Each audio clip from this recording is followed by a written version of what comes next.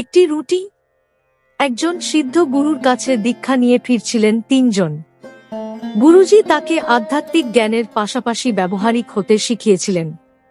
তিনজনেই বিভিন্ন ধর্মগ্রন্থ ও পুরাণ নিয়ে আলোচনা করে এগিয়ে যাচ্ছিলেন। অনেকক্ষণ হাঁটার পর ওরা বুঝল এখন কোথাও বিশ্রাম করে রাত কাটিয়ে এগিয়ে যাওয়া উচিত। তারা একটা জায়গায় থামল এবং খাবারের ব্যাগটা খুলল, কিন্তু দুর্ভাগ্যবশত তাতে একটাই রুটি বাকি ছিল। তিনজনই ভাবল যে এটা ভাগ করে খেলে কারোর ক্ষুধা মেটে না, তাদের একজনই খেয়ে ফেললে ভালো হবে। কিন্তু আমরা কিভাবে জানব যে সেই ব্যক্তি কে?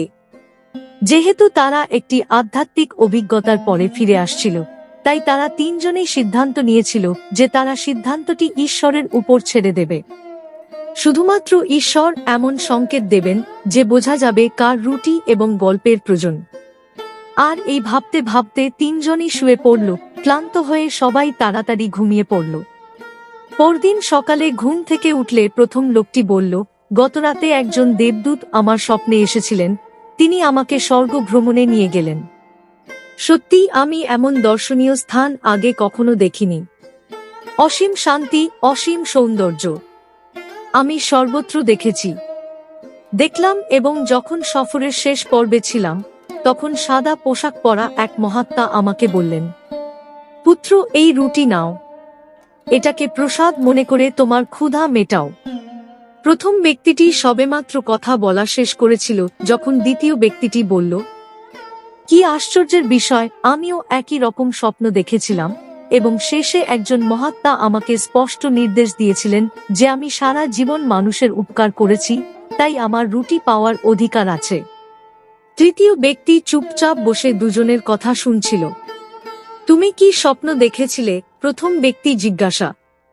আমার স্বপ্নে কিছুই ছিল না, আমি কোথাও যাইনি, কোনো মহাত্মাকেও দেখিনি। কিন্তু রাতে একবার যখন ঘুম ভাঙল উঠে রুটি খেলাম। আরে তুমি কি করলে? আপনি এটা করার আগে আমাদের বলেননি কেন? বাকি দুজন রাগান্বিতভাবে জিজ্ঞাসা করলেন। কি করে বলবেন, আপনারা দুজনেই স্বপ্নে এতদূর চলে গেছেন, তৃতীয়জন বলল। এবং গতকালই গুরুজি আমাদের বলেছিলেন যে আধ্যাত্মিক জ্ঞানের পাশাপাশি আমাদের ব্যবহারিক জ্ঞানের গুরুত্ব বোঝা উচিত। আমার ক্ষেত্রে ঈশ্বর শীঘ্রই আমাকে ইঙ্গিত করেছিলেন যে ক্ষুধায় মারা যাওয়ার চেয়ে রুটি খাওয়া ভালো, এবং আমি তাই করেছি। মাতাল শিষ্য। একজন জেন গুরুর শতত শিষ্য ছিল। তিনি সব নিয়ম মেনে যথাসময়ে পূজা করতেন, কিন্তু শিষ্যদের মধ্যে একজন মাতাল ছিলেন। তিনি নিয়ম মানতেন না, সময়মতো পূজাও করেননি। ওস্তাদ বুড়ো হয়ে যাচ্ছিল। আশ্রমে আলোচনা চলছিল কার কাছে গুরু তাঁর গোপন কথা প্রকাশ করবেন এবং তাঁর উত্তরসূরি হিসাবে ঘোষণা করবেন। সবাই অনুমান করছিল যে মাস্টারের প্রিয় শিষ্যদের মধ্যে একজনই পরবর্তী গুরু হবেন। কিন্তু মৃত্যুর কিছুকাল আগে গুরু মাতাল শিষ্যকে ডেকে সমস্ত গোপন কথা জানিয়ে তাকে তার উত্তরাধিকারী ঘোষণা করেন। এটি কারো সাথেই ভালো হয়নি। শীঘ্রই অন্যান্য সাহাবীরা তার বিরোধিতা শুরু করেন। একজন শিষ্য ক্ষোভের সাথে বললেন, এটা কতটা লজ্জাজনক। আমরা একজন ভুল গুরুর জন্য আমাদের মূল্যবান সময় নষ্ট করেছি। আমাদের মতো প্রতিভাবান শিষ্য বেছে না নিয়ে একজন মাতালকে বেছে নিলেন। তার কথা শুনে ওস্তাদ বললেন, ছেলেরা, আমি আমার গোপন কথা কেবল আমার পরিচিত কাউকেই বলতে পারি। আপনারা সবাই খুব মেধাবী, কিন্তু আপনারা সবাই সবসময় আপনাদের ভালো গুণগুলো আমার সামনে রাখেন এবং আপনাদের খারাপ গুণগুলোকে কখনো সামনে আসতে দেননি। এটা বিপজ্জনক, কেননা প্রায়শই এই গুণাবলীর পিছনে একজন ব্যক্তির অহংকার এবং অসহিষ্ণুতা লুকিয়ে থাকে। তাই আমি সেই শিষ্যকে বেছে নিয়েছি যার দোষ আমি দেখতে পাচ্ছি এবং যাকে আমি সবচেয়ে ভালো জানতাম। নষ্ট গাছ। বছরের পর বছর কঠোর পরিশ্রমের পর একটি সুন্দর বাগান তৈরি করলেন এক কৃষক। বাগানের মাঝখানে একটা বট গাছ ছিল, তার ছায়ায় বসলে প্রশান্তি বোধ হয়। একদিন কৃষকের প্রতিবেশী এলেন। বাগানটি দেখার সাথে সাথে তিনি বললেন, বাহ, বাগানটা খুব সুন্দর, কিন্তু মাঝখানে এই জঘন্য গাছটা লাগালে কেন? আপনি কি বলতে চাইছেন? কৃষক জিজ্ঞাসা করলেন। আরে, তুমি কি জানো না, এই প্রজাতির গাছগুলিকে অশুভ বলে মনে করা হয়, তারা যেখানেই থাকুক না কেন। তারা তাদের সাথে দুর্ভাগ্য নিয়ে আসে।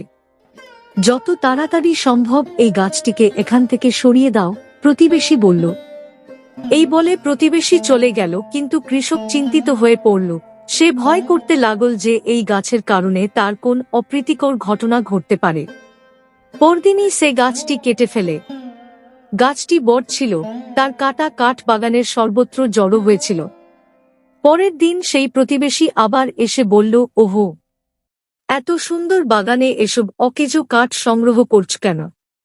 এটা করো আর আমার উঠোনে রাখো। কাঠ রাখা ছিল। কৃষক তার প্রতিবেশীর পরামর্শে গাছটি কেটে ফেলল, কিন্তু এখন সে বুঝতে শুরু করেছে যে প্রতিবেশী তাকে কাঠের লোভে তা করতে বাধ্য করেছে। দুঃখিত চিত্তে সে মহান গুরু লাওৎজুর কাছে গেল এবং তাকে পুরো ঘটনা বলল। লাওজু হাসিমুখে বলল, তোমার প্রতিবেশী ঠিকই বলেছিল, সেই গাছটা আসলেই হতভাগ্য, তাই তোমার মতো বোকার বাগানে লাগানো হয়েছিল। একথা শুনে কৃষকের মন আরও আনন্দে ভরে উঠল। দুঃখিত হবেন না, লাওৎজু বললেন, ভালো কথা হলো যে আপনি আর আগের মতো বোকা নন। আপনি গাছ হারিয়েছেন, কিন্তু বিনিময়ে আপনি একটি মূল্যবান পাঠ শিখেছেন। যদি না আপনার নিজের উপলব্ধি হয়, কোন কিছু গ্রহণ না করা পর্যন্ত অন্যের পরামর্শে